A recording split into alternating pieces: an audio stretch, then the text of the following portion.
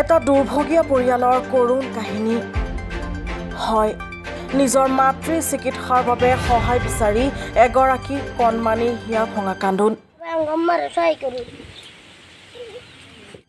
লখিমপুৰ জিলাৰ নাওবৈচা আৰক্ষী চকীৰ অন্তৰ্গত মৌখুলি গাঁৱৰ এগৰাকী তিনিটা সন্তানৰ মাতৃ নাজিমা বেগম প্ৰায় 3 বছৰ ধৰি কৰ্কট ৰোগত আক্ৰান্ত হৈ বিচনাত পৰি আছে পৰিয়ালটোৰ আৰ্থিক অৱস্থা শোচনীয় হোৱাত আজিলৈকে উন্নতমানৰ চিকিৎসা কৰিব পৰা নাই যাৰ বাবে আজি সংবাদ মাধ্যমৰ জৰিয়তে অসম চৰকাৰ কিংবা আজমল ফাউণ্ডেশ্যন বিষয়ববীয়াৰ লগতে বিভিন্ন দল সংগঠনক দুৰ্ভগীয়া পৰিয়ালটোৱে সহায় বিচাৰিছে এই দুৰ্ভগীয়া পৰিয়ালটোক যদি কোনো সদাশয় ব্যক্তিয়ে সহায়ৰ হাত আগবঢ়াব বিচাৰে তেন্তে পৰিয়ালৰ account number 344017526191 IFSC code SPIN 0007372 আৰু উক্ত দুৰ্ভগীয়া পৰিয়ালটোৰ যোগাযোগ নম্বৰ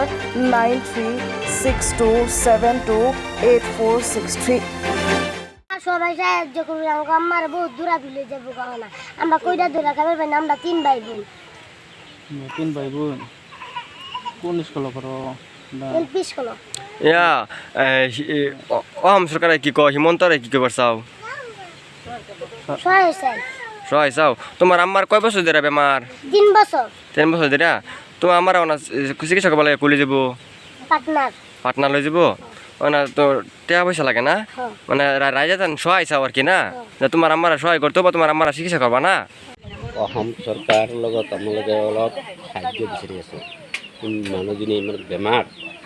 পাটনা এই লখিমপুৰ গৈ আছে চাবুলি লৈ গৈছে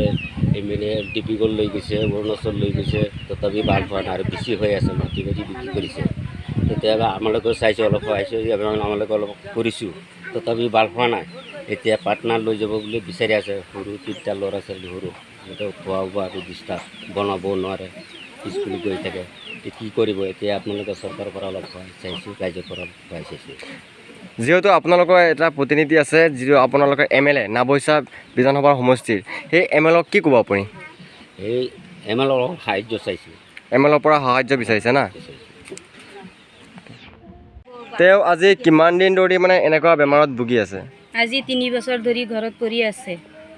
আপোনালোকে চিকিৎসা কৰিবলৈ ক'ত লৈ গৈছিলে চিকিৎসা কৰিবলৈ ডিব্ৰুগড় নিলো এবাৰ অৰুণাচলত নিলো লখিমপুৰ নিলো আমি চেষ্টা কৰিবলৈ বহুত হেৰি কৰি আছো ভাল হ'বলৈ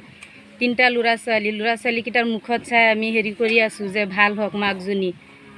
আইতাকে কিমান চাব নিজৰ মাক নহ'লে ল'ৰা ছোৱালীকেইটা ইমান কান্দে ল'ৰা ছোৱালীকেইটাক দেখিলে নিজৰ চকুৰ পানী ওলাই যাব এতিয়া বেমাৰটো লাহে লাহে বেছি হৈছে আমি ভাবিছোঁ যে নেপাল লৈ যাম এতিয়া দুখীয়া মানুহ হাজিৰা খোৱা মানুহ এতিয়া পইচা পাতি সিমান নাই আপোনালোকে যদি ৰাইজে অকণমান সহায় কৰে তেতিয়া আমি লৈ যাম বুলি ভাবিছোঁ নাওবৈচাৰ পৰা ইছানুৰ হক ফকীৰৰ প্ৰতিবেদন নিউজ আছাম 8